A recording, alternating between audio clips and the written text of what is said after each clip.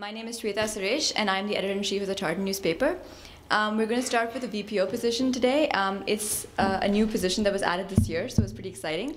The candidates are going to introduce themselves, or in this case, himself, and followed by questions by me, and then we're going to open up the floor for questions from the audience.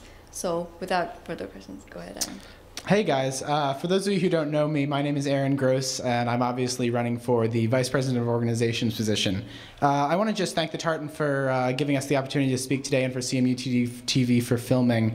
It's always a really good opportunity for students who are here to kind of get an up-close and personal account of the candidates and get their questions answered, so I hope we'll have some good questions today. I just wanted to talk briefly about the VPO position and why I'm running, and I'm sure we can get to some of my ideas later today with questions and things like that. So, for those of you who don't know, the VPO position is actually new this year to student government. It was added by the exec and by Senate and GSA to address some issues and problems and inefficiencies that student government have been having in terms of student organization recognition and student organization support. So from that, my conception of the role is basically that the VPO is first and foremost an advocate for students and an advocate for student organizations. So as VPO, my goal would really be to be a support mechanism for organizations, from our smaller organizations who are having trouble recruiting members and having trouble finding funding in their first years, to some of our really large organizations who are handling budgets of hundreds of thousands of dollars and are having trouble getting checks to clear and contracts to be signed. So I see the VPO's position as kind of running the gamut as that support mechanism. I think I'm uniquely qualified to be this person and be in this position next year. I've been heavily involved in student organizations for all the 3 years I've been here. Currently, I'm the president of Scotch and Soda, among other organizations. Woo! And I've really seen the problems and the roadblocks that student organizations have firsthand from the organizational perspective. And I think the other side of what I bring, of course, is my student government experience. Currently, I'm serving as the chair of Student Senate. So I understand what organizations are going through, and I know the broad scope of how organizations need help on campus.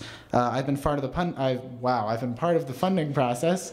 I've served on the JFC this year, and so I understand the processes. I've built the relationships that are necessary, and I understand the territory, and I'm really ready to get started on day one. So I think that's the first thing. Lastly, student organizations are really my passion, student organizations and campus life. I've often heard students tell me that they've learned as much or more outside of the classroom in their organizations or Greek organizations or anything than they have inside of it, and I think that's really a remarkable statement. Carnegie Mellon talks a lot about interdisciplinary learning and making connections across cultures and interests, and I think that one of the key areas where this really happens is student organizations, and I really want to support that. Lastly, I just want to comment, you might have realized that I'm the only candidate standing up here today, and I'm the only candidate that is going to appear on the ballot. I would just urge you to consider, however, that does not mean that you have to vote for me. I really would urge you to listen to what I have to say and think about whether you believe I would be a good candidate for the position and a good person to have in the role. If you don't think that my ideas or my experience are sufficient for the position, I would really urge you to write in someone else's name. But if you think, as I do, that I bring kind of a unique blend of experience and interests and some really new ideas that can help organizations along, I would hope that I would have your vote on April 3rd. Thanks. Thank you, Aaron. For my first question, in the last 2 years, we have seen Student Senate chairs successfully run for president. Why did you choose to run for VPO instead? That's a really good question, and it's something I thought about a lot. I really toyed with both positions for a while. I think that what it came down to for me was where my interests lie.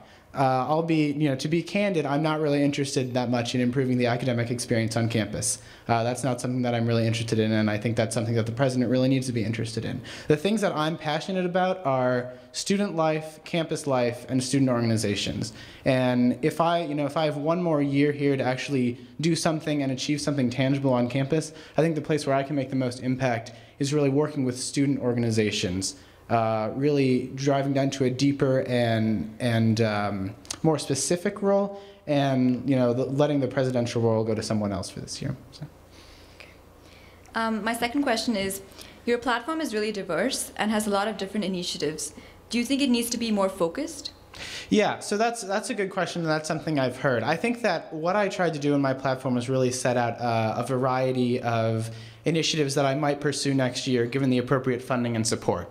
My platform really has three main pillars or points, I would say. It's focused on the idea of connections, and what I want to do is focus on that. And the first part is connecting students to organizations, so helping students to find organizations that they're passionate about, helping organizations to reach out to students better, and things like that. And the second part is connecting organizations to each other, which basically means increasing organizational efficiency, getting organizations to work more with each other, and finding ways to make everybody's life easier. And then the third one is connecting organizations to the administration and community, which is about building these bridges beyond, just beyond students, and building those to faculty and to administration and even into greater Pittsburgh. So I think that in a sense there are lots of initiatives listed there, but they all really fall under this theme of connections.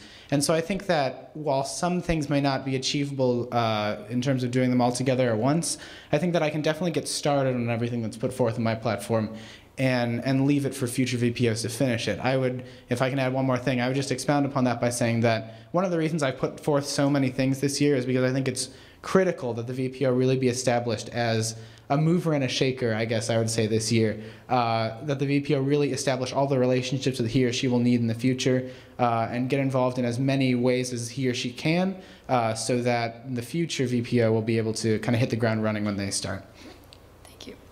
So before I move on to his last question, I'd just like to let you know that I'm going to open the questions to the audience after this. So if you could please come up and speak into the mic so everyone can hear you, that would be great.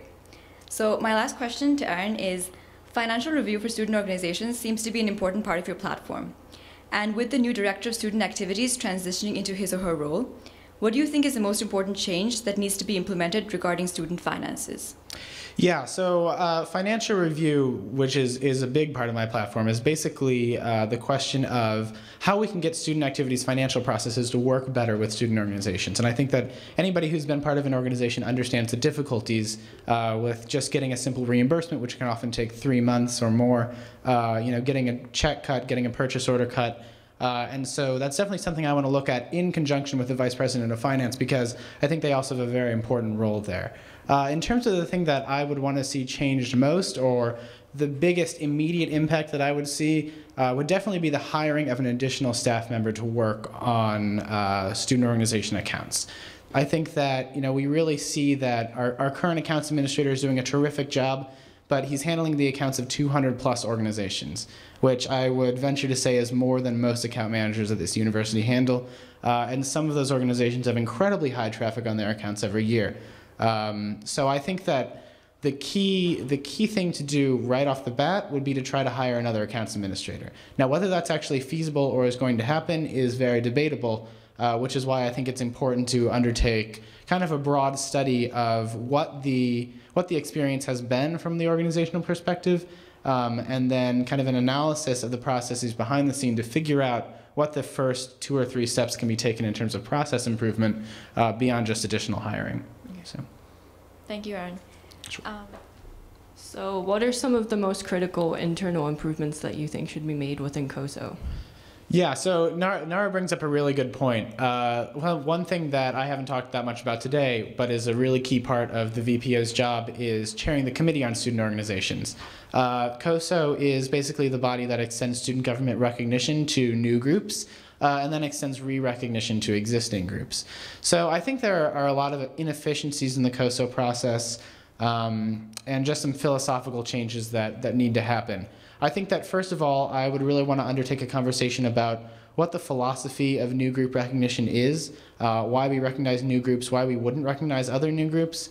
The prevailing consensus has been that we really only want to recognize a new group if it's bringing something new to the campus community. And I think that we just need to take a look at that and kind of flesh out the idea of why we should recognize organizations, because that's definitely been an issue this year in COSO.